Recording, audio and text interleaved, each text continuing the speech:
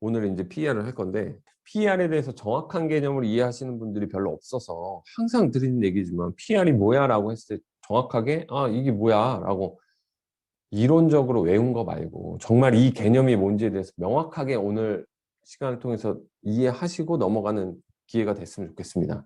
일반적으로는 PER의 정의를 뭐분의 뭐라고 하는데 저는 이제 이걸 쓰지 않으려고.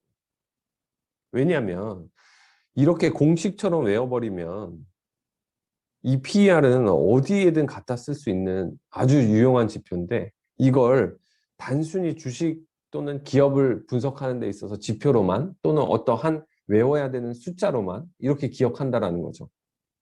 그래서 그냥 PER이라는 거는 그냥 이렇게 적어 놓을게요. 오늘부터 우리는 내가 투자한 원금을 회수하는데 몇 년이나 걸리냐 이 문제입니다. 이해되세요? 그래서 PR이 10이다. 그러면 10년이 걸린다라고 생각하시면 돼요. 원금 회수하는데 10년이 걸린다. 그러면 PR 10, PR 5 누가 더 좋아요? 당연하죠, 그죠? 이게 좋죠. 왜? 내가 투자한 원금을 회수하는데 5년밖에 걸리지 않아. 이게 당연히 좋은 거지. 이게 10년이나 걸리는데. 자, 여기에서 PER의 맹점이 있습니다. 무슨 얘기냐면 왜 5년밖에 안 걸리는 걸 냅두고 10년 걸리는 거에 투자할까? 뭐 이런 생각을 안 해보고 단순히 PER이라는 걸 원금 회수하는데 몇 년 걸리냐의 개념으로만 보니까 문제가 생긴다는 거예요. 내가 10억을 투자해서 커피 전문점을 차렸는데 1년에 이것저것 다 띄고 순이익 1억을 벌어. 그러면 이 커피 전문점 사업의 PER은 몇입니까? 아이, 그치. 왜 이렇게 잘하시지? 10이죠. 이해되세요? 1년에 1억씩 버니까 10년이 지나면 내가 투자한 원금 10억을 다 회수할 수 있다는 얘기입니다. 이해되세요? PER 어떻게 구했죠? 1년에 벌어들이는 순이익을 여기다 적었고 내가 이 사업에 총 투자한 돈이 10억이야. 그리고 그러니 10이라는 PR이 계산됐구나 라고 계산해 볼 수 있다는 거죠. 자, 그러면 이거랑 비교해서 A라는 사업은 10억 투자해서 1년에 1억 버는 커피 전문점 사업이 있고 B는요 10억을 투자하면 1년에 5천만 원씩 주는 채권이 있어요. 그럼 얘는 PR이 몇이에요? 0.5분의 10인 거죠? 이해되세요? 1년에 역시 5천만 원씩 주는 채권에 내가 10억을 투자했어. 그러면 원금 회수하는데 얼마 걸려? 네, 20년 걸린다는 거죠. 이해되시죠? 다음 C, 10억을 투자해서 매년 30%씩 수익을 내는 주식이 있어. 자, 얘 PER은 몇 배예요? 30%씩 수익을 준다고요. 매년. 그렇죠. 10억을 투자했는데 30%면 3.3이니까 이걸 나누면 얼마 되죠? 33.3? 아니지. 3.333이지. 이해되세요? 3년 정도 걸리는 3년 3개월 뭐 이렇게 보는 거죠. 아까 말한 것처럼 얘는 PER 10년, A는 커피 전문점 사업은 PER 10년, B는 PER 20, C는 PER 3.3. 자, 그러면 여러분은 뭐에 투자하시겠습니까? 이게 지금 PER이 우리한테 던지는 의미예요. 진짜 C예요? 진짜로? 전부 다? 정말 C에 투자하실 거예요? 매년 30% 수익을 내준다라는 확정은 아니고 이건 대신 원금 손실 가능성이 있어. 얘는 원금 손실 가능성이 없어. 얘도 원금 손실 가능성은 절대로 없어. 이렇게 가정해 볼까요? 그래도 C. 원금 손실 가능성이 있다는 건 이 10억이 빵이 될 수도 있어. 그죠? 얘는 빵이 될 확률이 빵 프로야. 절대로 빵이 될 수 없어. 얘도 빵 프로야. 그래도 C? 계속 C? PR이 제일 낮으니까. 아, B의 영끌. 그죠? 저런 거 있으면 B의 영끌 하죠. 그죠? 맞습니다. 네. 무슨 얘기냐면, 자, 여러분이 이제 이미 말씀하셨는데, 이해가 안 되실 수도 있겠지만, A라는 사업은 PR 10, B라는 사업은 PR 20, C라는 사업은 PR 3.3. 그러면 이거를 주식쟁이들이 뭐라고 가르치면 PR이 낮은 게 좋은 겁니다. 라고 가르쳐요. 그러면 3.3 이게 제일 좋은 거네. 3.3이 과연 제일 좋냐? 아니라는 거죠. 왜? 우리는 상대적 비교를 통해서 원금 손실 가능성이 있냐 없냐도 봐야 되고, 두 번째, PR이 이렇게 낮은 이유가 뭔지에 대해서도 고민해 봐야 된다. 무슨 얘기냐면 10억 원 투자해서 매년 30%의 수익이 날 수 있는 주식에 그럼 남들은 왜 투자 안 했냐라는 겁니다. 이해되세요? 이 관점을 비교할 수 있어야 된다는 거예요. 그러니까 투자는 PER이라는 건 결국에는 뭘 얘기하고 싶은 거냐면 투자의 상대성이라는 걸 얘기하고 싶은 거예요. 상대적 매력이라는 걸 얘기하고 싶은 거예요.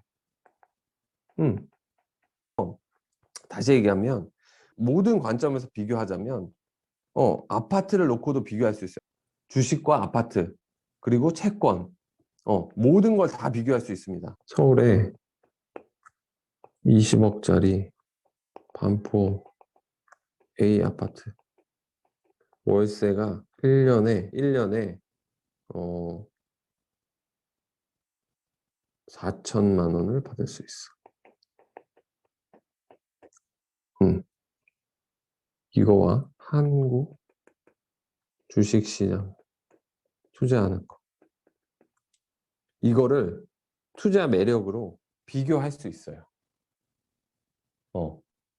자, 진짜 시세가 이건지는 모르겠어요, 저도. 근데 가정해 봅시다. 투자자들은요, 아주 자금이 풍부한 기관 투자자들은요, 이런 자산 간의 상대적 비교를 통해서 어떨 때는 채권에, 어떨 때는 부동산에, 어떨 때는 주식에, 이렇게 막 이 비중들을 항상 일정 부분 가지고 있는데,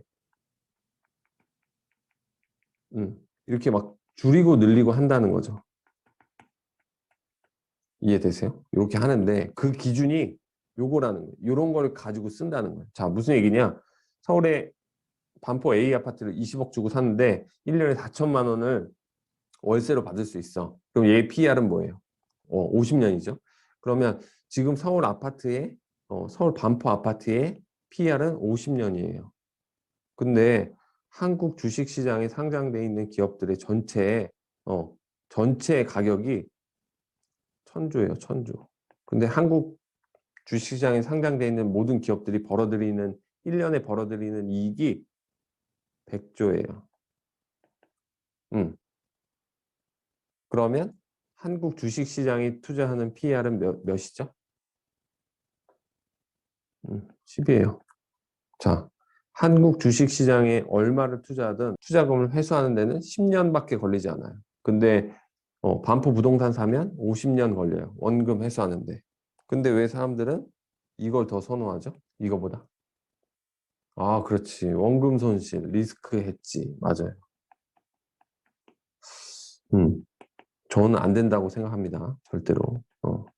근데 이거는 이론적으로는 이런데 사람들이 실제로 이렇게 투자하지 않으니까 이게 문제가 되는 거고, 아파트는 한번 사면 진짜 안 팔고 가지고 있기 때문에 PR이 50이어도 이게 효용이 높다라고 판단을 하는 거예요. 그래서 이렇게 계산한 서울 아파트에 지난 10년간 PER 평균을 내봤더니 30이었어. 근데 최근에 50이래. 자, 그 다음에 한국 주식시장은 지난 10년간 매년 PER을 계산한 PER의 평균이 12였는데 8로 내려왔어. 이해되세요? 지금 8이야. 아니야, 10이야. 아까 여기 10이라고 그랬어. 10이야. 근데 원래는 30이었는데 아까 여기처럼 50이야, 얘는. 자, 그러면 여러분은 여기서 어떤 유추를 해볼 수 있죠? 첫 번째, 여러분이 이런 지표를 받았어요. 그럼 무슨 생각을 해볼 수 있죠? A, B라고 그러면. 서울 아파트에 투자하는 게 한국 주식시장에 투자하는 것보다 효율적이지 못하다. 부동산에 돈이 많이 쏠렸다. 정답. 그렇죠. 그러면 30이었을 때를 그냥 가정해 보는 거예요. 아까 20억짜리를 4천만 원씩 했을 때 50년 걸렸으니까 30이 나오려면 어떻게 해야 될까를 역으로 구해보는 거예요. 근데 월세라는 건 급격히 막 늘거나 줄지 않으니까 4천이라고 가정해 볼까요? 12억 정도 하면 그죠? 30이잖아요. PR이. 매년 4천만 원씩 월세를 받는다고 그럴 때. 그죠? 12억이었던 아파트가 20억으로 뛰었구나. 무려 8억이. 그러니 월세는 변화가 없는데 매년 벌어들이는 월세는 큰 변화가 없는데 아파트 가격이 올라서 PR이 높아졌구나라고 얘기해 볼 수 있으니까 아파트 가격이 상승. 한마디로 부동산에 돈이 많이 쏠려 있구나. 반대로 주식시장은 12였는데 10으로 떨어졌어. 자, 그렇다면 이걸 통해서 뭘 예측해 볼 수 있다는 거죠? 두 가지겠지, 이거는. 어, 80조 벌 때 원래 한국 시장의 시가총액이 1000조였다고 치면 이게 12배인 거잖아요. 근데 이게 10으로 줄어들었다는 건 시가총액의 변화도 있을 수 있지만 두 번째, 100조, 1000조 이렇게 되니까 10이 나오더라. 이해되세요? 국내 기업들이 벌어들이는 이익이 80조에서 100조로 순이익이 증가했더니 시가총액이 변하지 않더라도 국내 기업들의 전체 가치가 변하지 않더라도 이게 늘어나니까 PR이 낮아지더라. 그다음 두 번째, 그럼 이건 고정됐다라고 치고 여전히 한국 기업들이 벌어들이는 이익은 100조라고 치면 이 변화는 밑에 분모의 변화는 없다라고 가정해 봅시다. 그러면 어쩔 때 12에서 10으로 10 떨어질까요? 뭐야. 주가가 떨어져서 그렇지. 1200조였던 주가가 1000조로 떨어지면 100조로 벌어들이는 건 똑같다라고 가정했을 때 이러면 PR이 떨어지는구나 라고 생각해 볼 수 있는 거예요. 시가총액이 감소했구나 라고 생각해 볼 수 있다는 거예요. 결국 무슨 얘기냐? 이런 걸 통해서 투자의 상대적인 매력을 비교해 볼 수 있다는 겁니다. 이해되세요? 그래서 일반적으로 PER을 이해하실 때 위에는 시가총액을 밑에는 순이익으로 나눈 걸로 계산한다라고 생각합니다. 그러면 한국 부동산 시장의 PER을 구해볼 수 있다, 없다? 있다. 왜? 한국 전체 부동산을 다 합한 그 부동산 전체의 총액을 연간 월세 수익으로 나누면 PER을 구할 수 있다. 근데 아파트 같은 경우는 월세를 개념을 쓰지 않기 때문에 한국 시장은 PER이라는 개념을 잘 쓰진 않더라. 그래도 구할 수 있다. 두 번째, 기업을 얘기할 때 일반적으로 주식 투자에 많이 쓰죠. 이 PER이라는 지표를. 그러면 PER이 높아지고 낮아지는 이유는 어쩔 때는 시가총액이 늘거나 낮아져서 또는 순이익이 늘거나 낮아져서에 따라서 PER이 변할 수 있더라. 라는 걸 일단 이해하고 계셔야 됩니다. 그리고 이것들의 상대적 비교를 통해서 투자의 매력을 비교한다. 이해되세요? 그러면 이제 조금 응용. 최근에 미국에서 10년물 국채 금리가 바닥을 찍고 상승한대. 그래서 주식 시장이 약세를 보였다. 이렇게 기사는 나와요. 보통 이걸 해석해 볼까요? 도대체 미국 10년물 국채 금리가 뭐길래 얘가 바닥을 찍고 상승했다는 이유로 주식시장이 약세를 보이는 이유는 뭘까? 이거에 대해서 해석할 때 기본이 되는 게 뭐냐? 이게 바로 PER이라는 지표입니다. 무슨 얘기냐? 10년물 국채 금리라는 게 원래 0.5% 수준까지 떨어졌는데 최근에 1.37%까지 올라왔어요. 결국에 그냥 은행 금리라고 생각하시면 돼요. 근데 왜 주식시장이 약세를 보이냐? 이 은행 금리를 기준으로 0.5%일 때 PER은 얼마일까요? 그렇죠. 200. 왜? 아니, 내가 100만 원을 넣으면 이자로 0.5%를 준다는 거잖아요. %가 얼마지? 5천 원을 준다는 거죠. 1년에 이자로. 그러니 5천 원을 몇 년을 받아야 100만 원이 된다는 거예요. 200년을 받아야 100만 원이 된다는 거잖아요. 그러니까 한마디로 PER이 200이란 얘기입니다. 이해되세요? PER이 200이에요. 근데 갑자기 10년물 국채 금리가 1.37%로 올라갔어. 그러면 이제 PER 다시 구해볼까요? 1.37%예요. 그럼 PER 몇 배예요? 아, 그렇지. 75? 뭐, 그죠? 한 이 정도 되는 거죠. 그죠? 이렇게 줄어들었잖아요. 이해되세요? 음, 금리는 잘 안 변하는데 200에서 75로 변했다는 건, 10년물 미국 국채 금리라는 게 0.5, 0.6, 0.4, 뭐 이런 변화를 보이다가 최근에 1.37로 뛰었어. 그러면 PR이 200이었다가, 뭐 180이었다가 220이었다. 뭐 이런 수준이었는데 갑자기 PR이 75로 내려왔어. 그러면 엄청난 변화를 보인 거잖아요. 그러니 돈이 상대적으로 낮아진 자산, 그러니까 PR이 낮아졌으니 위험 시장에 있던 주식 시장에 있던 자금들이 나와서 어디로 가? 이 채권 시장, 한마디로 예금 시장으로 옮겨간다는 얘기. 반면에 미국 주식 시장의 PER은 최근 1년 동안 어떤 변화를 보였어? 미국 주식 시장의 10년 평균 PER이 25배 수준이었는데, 25년이었는데, 최근은 몇 년까지 올라갔어? 36배까지도 뭐 올라갔어. 맞아요. 32배까지 올라갔어.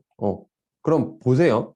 투자자는 이걸 보는 거예요. 상대적인 가치를. 그러니까 주식 시장은 원래 25 수준이어가지고 계속 돈을 투자하고 있었는데, 아, 요새 주가가 너무 올라가지고 32까지 올라갔네.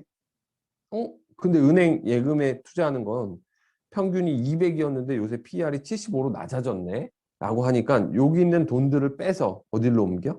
여기로 옮기는 거예요. 왜? 돈을 왜 빼서 일로 옮기냐고. 이게 중요하다고요. 왜? 아까 얘기했잖아요.